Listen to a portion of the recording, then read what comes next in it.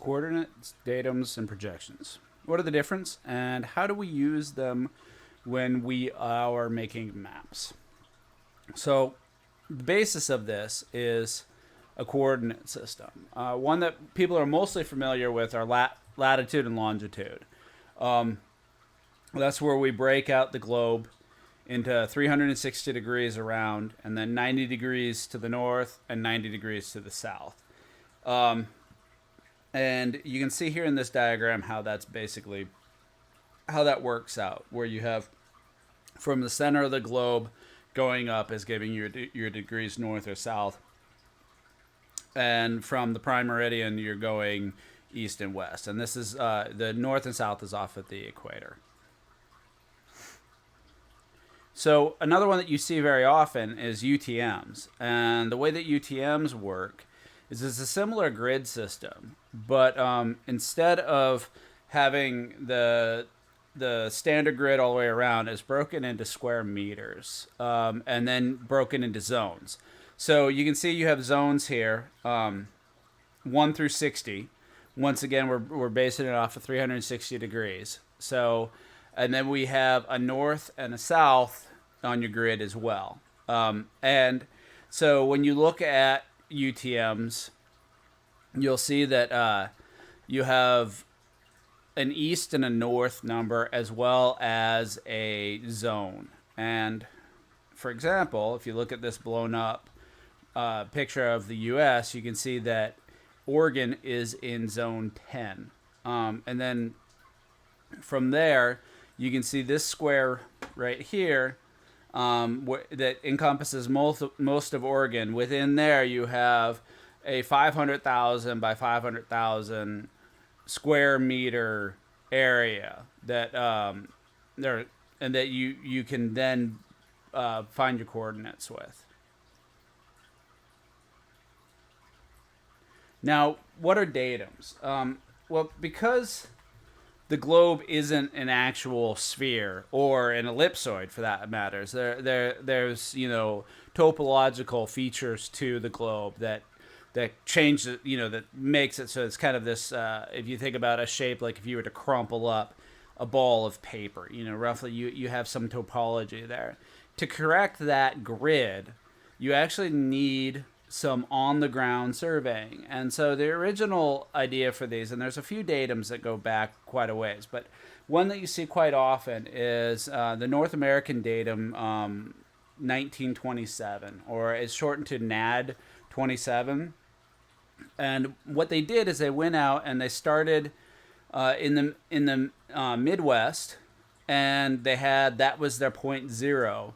And then from there they did triangulation to all of these survey points, and they had all these points that were mapped out where they had basically exact known coordinates for them based off of that starting coordinate point, and it moved out from there. So in 1983 they went through and they corrected some of this using GPS and other technology to help correct, because before that all of these were basically, you use line of sight transects to map out these known points to basically fix the grid that was laid over the earth to make it more and more accurate. So in 83 they fixed it, and then there's been iterations since that. They haven't really changed the name necessarily. It's still NAD 83, but it's been corrected for as basically technology has gotten better, because you can go to a point now, and with the right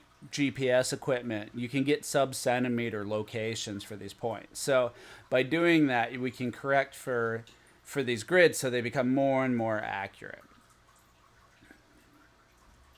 Now, what we're showing here is the difference between a geographic coordinate system, so lat-long, or UTM, and a projected coordinate system. And a projected coordinate system is when you take a map and you lay it out flat. So, if you think about maps are flat, right? So, but the Earth, obviously, if we think about it in its simplest form, is a spheroid. So a spheroid doesn't lay out flat correctly. So in order to map the Earth they have all these different projections, and each projection does a different thing, shows it a different a different image of the Earth, and some of them are designed to look at larger scale areas. And when you're dealing with a map, small scale is really blown out. So small scale is like looking at the whole globe or an entire country. Large scale is actually zoomed in. It kind of is a little bit reverse to how your brain would think it would be called. But that's the terminology. So if you're looking at stuff that is zoomed way out, you have other projections where maybe you want to preserve direction and distance, and then you might have another projection where you're wanting to preserve the actual shape of the land. So I'm going to show you a few examples of different projections coming up here. So this one is one that you see really, really often, especially if you had like a wall map of the world in your room, or you in a classroom, maybe you've seen one. And if you look at this map, if you actually start thinking about it, it doesn't make sense, right? We know that Greenland is not, 2/3 the size of the United States, right? But in this map, it looks like it is. Excuse me, potential spam. We also know that Antarctica isn't giant, right? So, but it's a way that you can take this, and you just basically what you're looking at here is they took the globe, pretty much put it on a cylinder, and then rolled that out. And so your long lines, instead of hooking together up at the peak of the globe, and getting narrower and narrower, stay just perpendicular to each other. This is what's called an azimuth equidistance projection. And if you're dealing with, and so the center point of this projection can move around. So you'd have the center point of this projection where you're interested in looking at something. And at that center point, your distances are correct. So your distances and your directions are correct.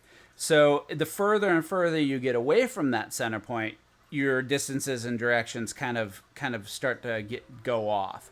But right at the point, they're correct. This is an Albers Map Projection. You hear this one, you see this one. It's pretty common.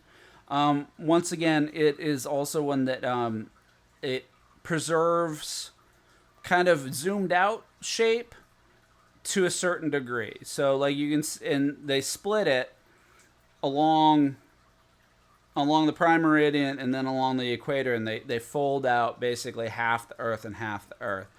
And as you get closer to the equator, you start to lose some shape. But as long as you're going east to west and you're closer to the poles, your shape is better. And then this is a Lambert equal area projection. This one we actually use quite often. You'll see like Lambert state projections. And for the class, we're actually going to use Lambert projections most of the time.